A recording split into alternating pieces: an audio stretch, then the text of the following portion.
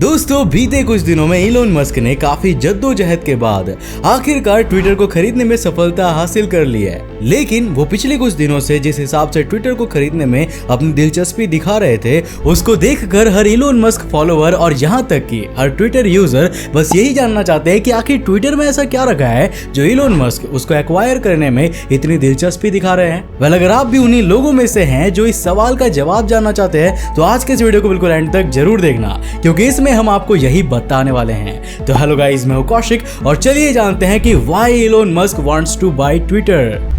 दोस्तों, आपने अक्सर देखा होगा कि इस दुनिया के सबसे अमीर इंसान यानी कि इलोन मस्क ट्विटर पर बहुत ही ज्यादा ट्वीट्स करते हैं, लेकिन इसका मतलब ये नहीं है कि वो ट्विटर से पूरी तरह से सेटिस्फाइड हो, क्योंकि अभी हाल ही में कुछ दिनों पहले उन्होंने एक ट्वीट पोल के जरिए अपने 8 करोड़ फॉलोअर से ये पूछा है कि क्या वो ये मानते हैं कि ट्विटर फ्री स्पीच के अपने प्रिंसिपल पर सही से काम करता है। और उनका ये पोल इतना ज्यादा एसेंशियल था कि उन्होंने इसके लिए एक और ट्वीट किया और अपने फॉलोअर्स को बताया कि उन्हें केयरफुली वोट करना चाहिए, क्योंकि इस पोल के बाद के कॉन्सिक्वेंसेस बहुत ही ज्यादा इंपॉर्टेंट होने वाले हैं। अब जैसे ये पोल खत्म हुआ तब लगभग 20 लाख लोगों ने इस पर नो में आंसर दिया, जिसका सीधा सा मतलब था कि ये लोग नहीं मानते थे कि ट्विटर फ्री स्पीच के प्रिंसिपल पर सही से काम करता है। वैसे इलोन मस्क ने इस पोल को क्रिएट करने की वजह किसी को नहीं बताई थी, पर उनका ये पोल बेबीलोन बी साइट के ट्विटर हैंडल के लॉक हो जाने के कुछ दिन बाद ही आया था। अब आपकी जानकारी के लिए मैं आपको बता दूं कि बेबीलोन बी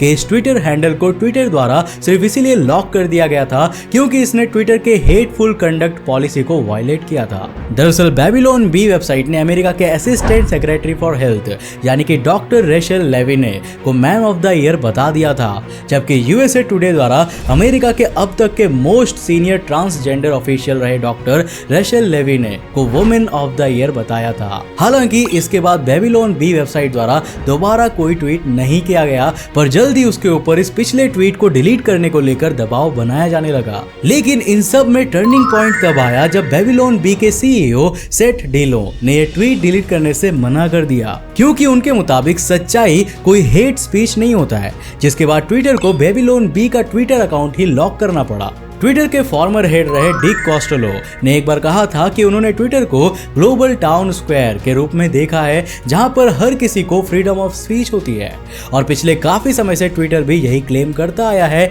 कि वह हमेशा से ही फ्री स्पीच के अपने प्रिंसिपल पर काम करता आया है। लेकिन इलोन मस्क को ऐसा कुछ भी नहीं लगता और वो मानते हैं कि ट्विटर के एक्शन डेमोक्रेसी को कमजोर करने वाले होते हैं, जिसको लेकर उन्होंने हाल ही में ट्वीट भी किया था। आप सभी को जानकर आश्चर्य होगा कि जैसे ही इलोन मस्क ने ट्विटर के फ्री स्पीच वाले झूठ का पर्दाफाश किया, तब उनके बहुत से फॉलोअर्स ने उन्हें ट्विटर खरीदने तक की एडवाइस दी, जिस पर वो एग्री होते हुए भी नजर आए। साथ ही उन्होंने ये भी बोला कि अगर वो ट्विटर को खरीद लेते हैं तब वो बर्ड वाले लोगों को डॉज कॉइन के लोगों से रिप्लेस कर देंगे, क्योंकि यार वो डॉज कॉइन क्रिप्टो करेंसी के बहुत बड़े फैन हैं। दोस्तों, पिछले दिनों आई एक SEC फिलिंग से इस बात का खुलासा हुआ है कि इलोन मस्क के पास ट्विटर में लगभग 73 मिलियन शेयर्स हैं, जो उन्हें कंपनी का 9.2% स्टेक दिलाते हैं। खैर, ये बात इलोन मस्क को भी मालूम है कि इतनी हिस्सेदारी से वो ट्विटर में अपने हिसाब के चेंजेस नहीं कर सकते, और शायद यही वजह थी कि जब उन्हें कुछ लोगों द्वारा ट्विटर के कंपटीशन में एक खुद का सोशल मीडिया प्लेटफॉर्म बनने के सजेशन मिला,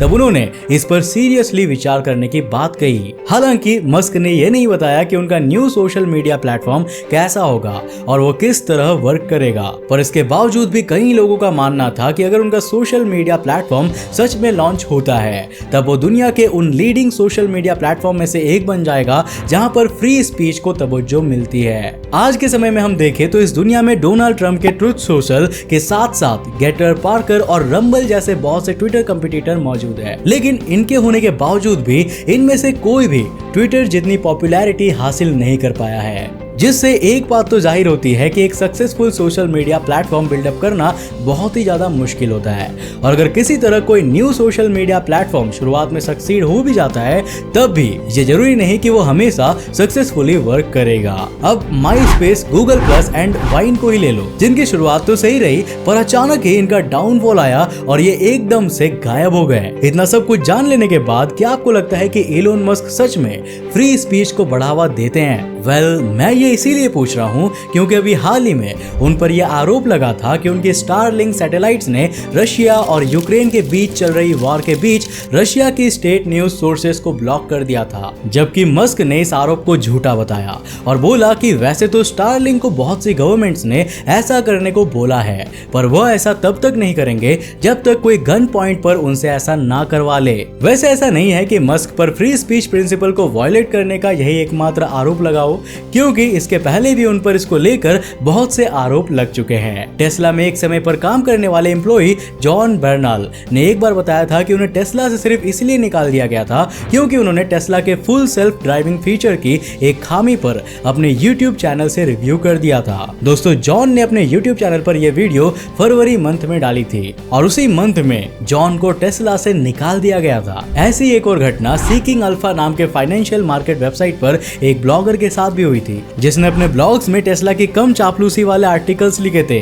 इस ब्लॉगर की माने तो उन आर्टिकल्स को लिखने के बाद इलोन मस्क ने उसके बॉस को अपनी फैमिली ऑफिस में बुलाया था और धमकी दी थी कि अब अगर उसकी वेबसाइट से इस तरह के कोई आर्टिकल्स पब्लिश किए गए तब ये उसके लिए अच्छा नहीं होगा, जिसके बाद उसने फिर कभी ऐसे आर्टिकल्स नहीं लिखे। अब यार, इन घटनाओं से एक बात तो साफ होती है कि भले ही Elon Musk social media platforms पर फ्री स्पीच की बात क्यों ना करते हो, पर शायद उनकी खुद की जिंदगी में फ्री स्पीच की कोई वैल्यू नहीं है। हालांकि ऐसा नहीं है कि मस्क सोशल मीडिया प्लेटफॉर्म से सिर्फ फ्री स्पीच की ही बात करते हो, क्योंकि वो हर बार इस बात का भी समर्थन करते आए हैं कि सोशल मीडिया एप्स के ऑपरेशंस और भी ज्यादा ट्रांसपेरेंट होना चाहिए। उनका मानना है कि ट्विटर की एल्गोरिदम ओपन सोर्स होनी चाहिए, जिसका सीधा सा मतलब है कि कोई भी देख सके कि आखिर ट्विटर किस तरह डेटा का यूज करके ये डिसाइड करता है कि उसे हमारे फीड पर क्या दिखाना है। अब दोस्तों, इन सभी चीजों से एक बात तो क्लियर होती है कि एक न्यू सोशल मीडिया प्लेटफॉर्म बनाने के लिए मस्क को बहुत मेहनत करनी पड़ेगी।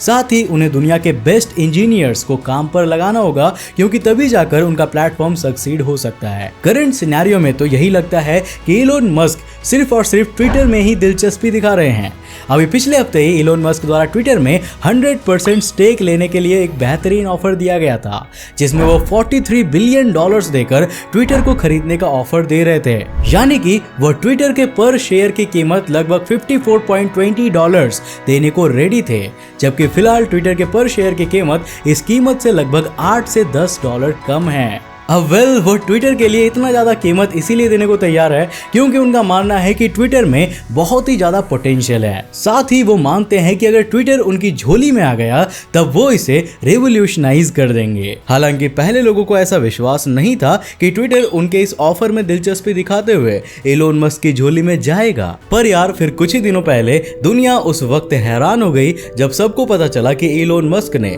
आखिरकार ट्विटर को एक्वायर करने में कामयाबी हासिल कर ली है। दोस्तों, उनकी ये डील $44 बिलियन में फाइनलाइज हुई है, जिसका मतलब ये है कि इलोन मस्क आखिरकार ट्विटर के मालिक बन चुके हैं। अब यार, ये देखना बहुत ही ज्यादा दिलचस्प होगा कि क्या इलोन मस्क अब ट्विटर के मालिक बनने के बाद सच में उसके अंदर चेंजेस लाएंगे और क्या वो फ्री स्पीच प्रिंसिपल अडायर करने के अपने वादे को पूरा करेंगे या फिर ट्विटर पहले जैसा ही रहेगा। वैसे एक बात पक्के तौर पर कही जा सकती है कि अगर वह सच में ट्विटर को फ्री स्पीच प्रिंसिपल्स की राह पर ले आते हैं तब ट्विटर से हमेशा के लिए बैन हो चुके अमेरिका के फॉर्मर प्रेसिडेंट डोनाल्ड ट्रंप जल्द ही हमें ट्विटर पर दिखाई देंगे, क्योंकि इलोन मस्क कहीं ना कहीं डोनाल्ड ट्रंप के सपोर्टर हैं। खैर यार, जिस तरह फिलहाल ट्विटर को लेकर इलोन मस्क के फ्यूचर प्लान्स के बारे में कुछ नहीं कहा जा सकता, ठीक उसी तरह यह कहना भी मुश्किल है कि ट्विटर एम्प्लॉइज का अब क्या होगा। रियूटर्स न्यूज एजेंसी के अकॉर्डिंग ट्विटर के करंट सीईओ पराग अग्रवाल ने मंडे को ही अपने एम्प्लॉइज से कहा था कि अब ट्विटर का फ्यूचर अनसर्टेन है, क्योंकि उन्हें नहीं मालूम कि डील क्लोज होते ही ट्विटर किस डायरेक्शन में जाएगा। इलोन मस्क पहले ही ये कह चुके हैं कि वो पूरी तरह से ट्विटर के मैनेजमेंट के खिलाफ है और ऐसे में अब ट्विटर से बाहर होने की तलवार पराग अग्रवाल पर ही लटक रही है। हालांकि फिलहाल पराग की सीईओ पोस्ट को लेकर कुछ कहा नहीं जा सकता, पर हाँ, यहाँ इतना जरूर कहा जा सकता है कि अगर इलोन मस्क पराग अग्रवाल को उनकी सीईओ पोस्ट संभालने के 12 महीने के अंदर फायर करते हैं तब भी उन्हें पराग को लगभग $42 मिलियन पे करने होंगे, जिसमें पराग अग्रवाल को कोई भी नुकसान नहीं होगा। तो दोस्तों, आज के लिए बस इतना ही। मुझे उम्मीद है कि आज के इस वीडियो से आपने काफी कुछ नया सीखा होगा। अगर सीखा तो इस वीडियो को लाइक करने के साथ साथ अपने फ्रेंड्स और फैमिली के साथ जरूर शेयर करना। और हाँ यार, जाते जाते मेरे एक सवाल का जवाब जरूर देते हो जाना। मुझे ये बताओ कि एलोन मस्क के खुद के प्राइवेट स्पेस ऑर्गेनाइजेशन का नाम क्या है? नासा, एसा, इसरो या फिर स्पेस एक्स? अपने अपने जवाब नीचे कमेंट में लिखो, देखते हैं किसने कितना सीखा है। तो अगर आप नए उस चैनल पर और ऐसे इंटरेस्टिंग वीडियोस को देखना चाहते हो तो इस चैनल को सब्सक्राइब करने के साथ साथ नोटिफिकेशन बेल ऑन कर देना ताकि आप देख सको हमारे वीडियोस सबसे पहले। तब तक के लिए बाय, जय हिंद।